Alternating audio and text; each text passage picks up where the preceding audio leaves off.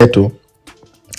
Ndugu yangu, mimi kikawaida huwa napenda sana kuongea saa 2 ya Europe, lakini nimepanda kidogo hivi na nitakuwa na nyinyi, lakini ningeomba tena ndugu zangu, nitaweza kushuka baada ya muda mfupi kidogo kwa sababu leo tuko na vitu vitatu muhimu sana. Okay. Samahani kama inakuwa siwezi kusikia, kwa mnaweza kunisikia vizuri kwa sababu mimi natumia simu moja. Sasa inakuwa ikiingia simu ya kawaida inakuwa ina stop. Ndugu yenu ni maskini, natumia simu moja tu. Acha fix. Okay, sasa ndugu yangu, leo time yetu ya kawaida kutakuwa na habari kubwa na muhimu pamoja na tahadhari ya mwisho tutatoa kwa raia za kawaida zile zinaishi Tanzania, ambayo najua sisi watu wengi ni maskini. Kwa hiyo sitaki tuje tumtie mtu kwa shida juu ya maandamano yanayokuja. Kwa hiyo tutatoa onyo kali sana juu ya watu wanatumia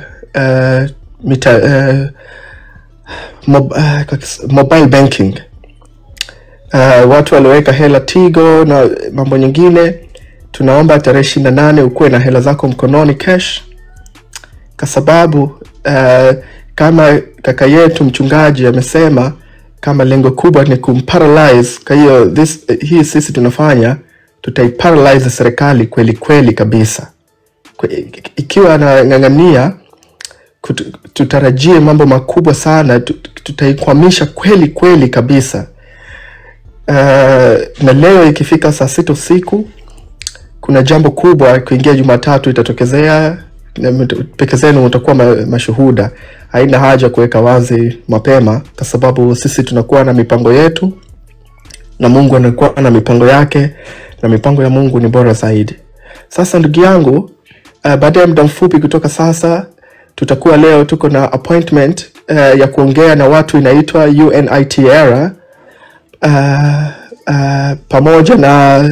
Pamoja tunaongea na EAPCCO.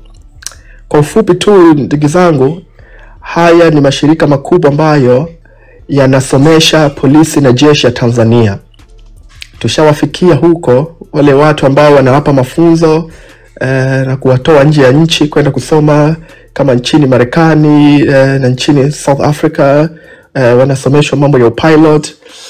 Tumeambatanisha maelelezo mingi pamoja na ushahidi mkubwa, na tumeupitisha kwa mwanasheria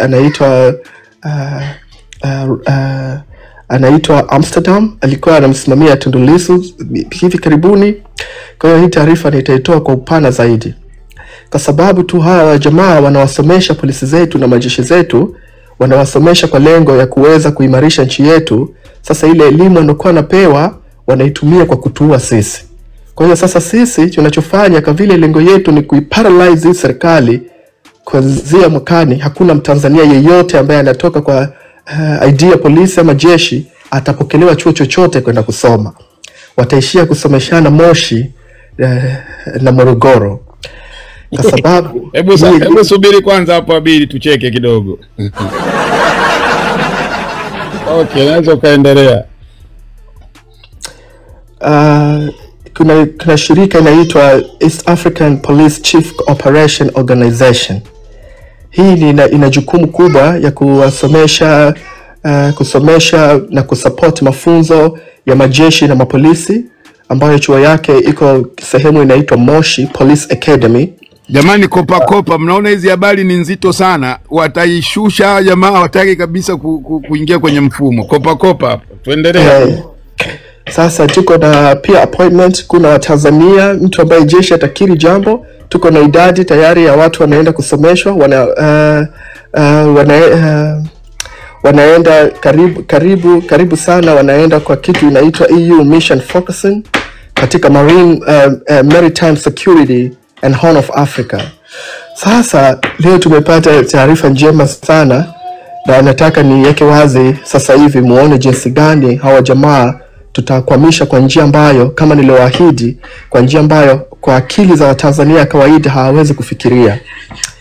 Pia watu watatu ambayo tunaongea nayo leo ni United Nations Institute for Training Research ambayo inasomesha majeshi yetu na mapolisi. Kwa sababu ile neema ambayo Mungu ametupa ya kuweza kuruhusu ndugu zetu wakasomeshwa kwa hizi sehemu, sasa imekuwa anatumia kufunga mitandao, kuhack watu, wajue address zao, waende wakawateke na kuwaua. Tuko na access nzuri sana. Na mimi nikiwa naleta taarifa hapa, maana yake inakuwa ile taarifa ishafanyika na imeshakuwa. Leo tutawaweka uchi tu baada ya muda mfupi ya mazungumzo ambayo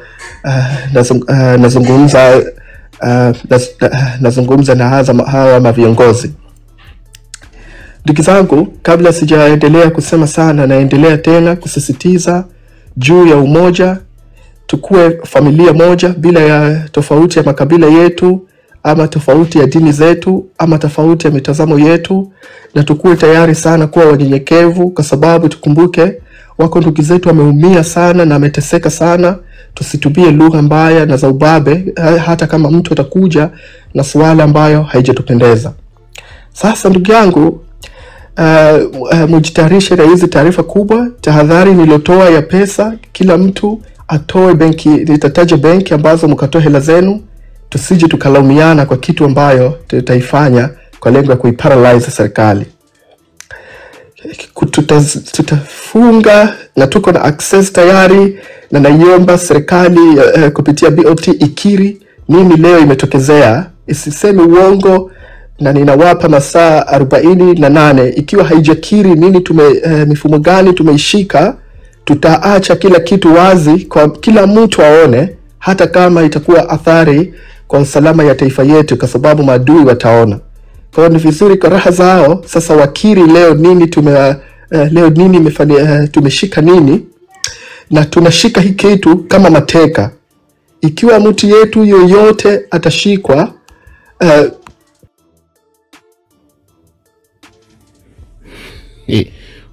wameshamtoa, wamemrusha, wanamuogopa huyu bwana. Wekeni makopa hapo,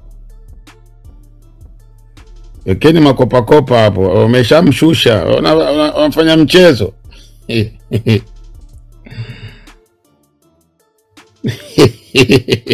Mtap.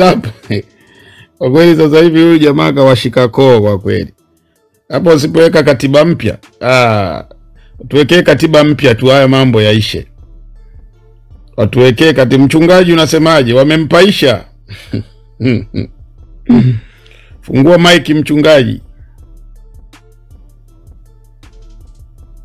Mchungaji.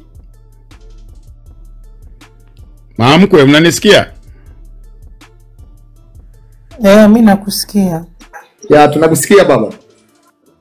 Wamemtoa, si wakishaona habari zinawahusu wamemtoa. Ngoja tuangalie kama atarudi. Hawataweza. Yaani mpaka hapo tulipofika, mimi nataka niwaambie ni mkono wa Mungu. Na tumesikia manabii. Yupo chini hapo, yupo chini, ngoja tuone.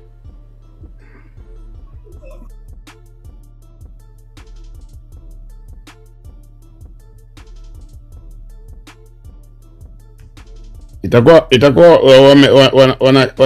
wanakuja wanashindana naye. Abiri aje atafute line nyingine, awe na line nyingi.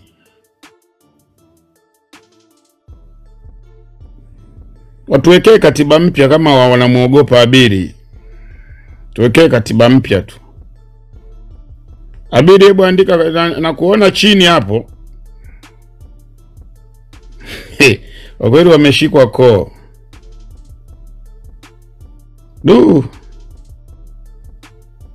Wekeni makopa sasa, wasije wakaondoka nayo na live.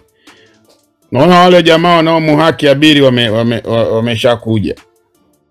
Waweke katiba mpya, haya mizozo ndio yataisha.